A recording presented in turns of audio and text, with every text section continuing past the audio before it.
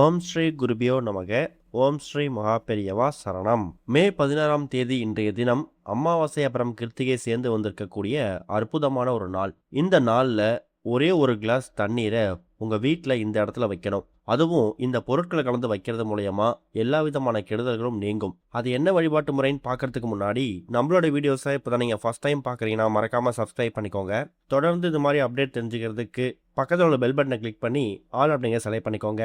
இப்போ என்ன தண்ணீரை எந்த இடத்துல வைக்கணும் அப்படிங்கிற பற்றி தெளிவாக தெரிஞ்சுக்கலாம். அமாவாசை அப்படிங்கிறதும் விசேஷம்தான், கிருத்திகை அப்படிங்கிறதும் விசேஷம்தான். இந்த ரெண்டும் சேர்ந்து வரக்கூடிய இந்த இரவு இருக்குல்ல, இந்த இரவு ஒரு அற்புதமான ஒரு நாள். அதுவும் பிரபஞ்சத்தோட சக்தி மேலோங்கி இருக்கக்கூடிய இந்த நேரத்துல நம்ம செய்யக்கூடிய பரிகாரங்கள், வழிபாட்டு முறைகள் நமக்கு பல மாற்றங்களை ஏற்படுத்தும். பொதுவா வைகாசி மாதம் அப்படிங்கிறதே விசேஷம்தான். வைகாசி மாசத்துல வரக்கூடிய விசாகம் தான் முருகப்பெருமான் அவதரிச்சது.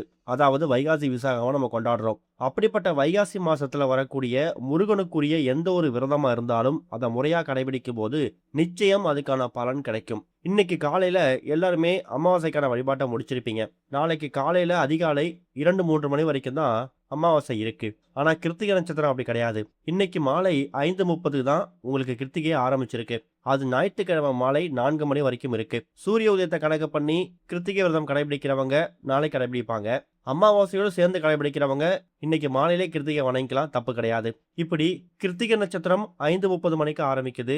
அமாவாசை திதி ஏற்கனவே ஆரம்பித்து அதிகாலை வரைக்கும் இருக்கு. இந்த இரண்டும் சேரக்கூடிய இந்த இரவு பொழுது இருக்குல்ல, இந்த நேரத்துல இந்த பிரபஞ்சத்தோட சக்தி மேலோங்கி இருக்கக்கூடிய அந்த நேரத்துல நம்ம பண்ணக்கூடிய பரிகாரங்கள், வழிபாட்டு முறைகள் தான் நமக்கு கை கொடுக்கும். குறிப்பா இரவு நேரங்களில் பண்ணக்கூடிய பரிகாரம். அமாவாசை அப்படிங்கிறது தெய்வ சக்திகளோட அந்த பவர் அதிகமா இருக்கக்கூடிய நேரம். அதுவும் அமாவாசை இரவு ரொம்ப முக்கியம். அமாவாசைக்கு பிறகு வரக்கூடிய எல்லா நாட்களுமே வளர்பிறை நாட்கள், இருள்ல இருந்து வெளிச்சத்துக்கு போகக்கூடிய நாட்கள். அந்த ஒரு காரணத்தோட என்னவோ தெரியல, இந்த அமாவாசைக்கு நம்ம முக்கியத்துவம் கொடுக்கணும். அதுலயும் கிருத்திகையோடு சேர்ந்து வந்திருக்கக்கூடிய இந்த ஒரு அமாவாசை இரவு பொழுதுல இப்போ நம்ம சொல்லக்கூடிய இந்த பொருட்களை போட்டு ஒரு கிளாஸ்ல தண்ணீர் நிரப்பி வைத்து அந்த பொருட்களை அந்த கிளாஸ் தண்ணீர்ல போட்டு வீட்டில் இந்த இடத்துல நீங்க வைக்கணும். இதுக்கு உங்களுக்கு தேவையான பொருள், சின்னதாக ஒரு கிளாஸ்ல தண்ணீர் பிடிச்சு வச்சுக்கோங்க.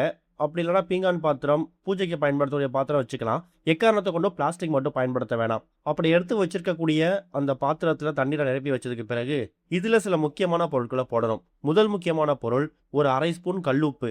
கல்லுப்பு அப்படிங்கிறது அறிவியல் ரீதியாக ஒரு கிருமி நாசினியா இருந்தாலும் இன்னொரு பக்கம் மகாலட்சுமி கடாட்சம் நிறைஞ்சிருக்கக்கூடிய ஒரு பொருள், கெட்ட சக்திகளை நீக்கக்கூடிய ஒரு பொருள். அது கூட ஒரே ஒரு ஏலக்காய், ஒரு கிராம்பு.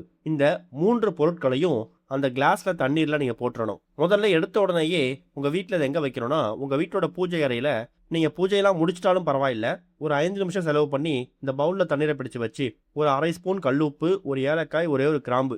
ஏலக்காய் அப்படிங்கிறது பணவசியம், ஜனவசியம் ரெண்டுத்துக்கும் பயன்படுத்தக்கூடியது. கிராம்பு அப்படிங்கிறது காரிய தடை நீக்கி. இந்த 3 பொருட்களை இதில் போட்டு பூஜையில் வச்சுட்டு அதுக்கப்புறம் இரவு தூங்க போறதுக்கு முன்னாடி உங்க வீட்டோட மெயின் ஹால்ல நடுவுல ஏதாவது இடத்துல வச்சுட்டு நீங்க தூங்க போயிருங்க. திரும்பவும் தூங்கி எழுந்ததுக்கு பிறகு மறுநாள் அதிகாலை இல்ல மறுநாள் நீங்க எப்ப தூங்கி எந்திரிக்கிறீங்களோ முதல் வேலையா அந்த தண்ணீர் எடுத்து காலில் படாத மாதிரி செடி கொடிகள்லையோ இல்லை வீட்டோட ஜிங்க்லேயே கரைச்சி ஊற்றிக்கலாம். இது மூலியமா என்ன நடக்கும்னா, உங்கள் வீட்டில் இருக்கக்கூடிய எல்லா விதமான கெடுதல்களையும் அமாவாசை இரவு இந்த பிரபஞ்சத்தோட சக்தி நிறைஞ்சிருக்கக்கூடிய அந்த நேரத்தில் கல்லுப்பு, கிராம்பு, அப்புறம் ஏலக்காய் போட்டு வைத்திருக்கக்கூடிய அந்த தண்ணீர் எல்லா விதமான நெகட்டிவ் எனர்ஜி இழுத்து வச்சுக்கும். அதை நீங்கள் மறுநாள் எடுத்து ஊற்றும் போது எல்லா விதமான கெடுதல்களும் உங்களை விட்டு நீங்கும். இந்த பரிகாரத்தை பண்ணுறதால உங்களுக்கு எந்த விதமான நஷ்டமும் வரப்போகிறது கிடையாது. ஆனால் நம்பி பண்ணும்போது ஒரு சிறிய மாற்றம் ஏற்பட்டால் கூட அதுக்கு நீங்கள் மட்டும்தான் அதிபதியாக இருக்க போகிறீங்க.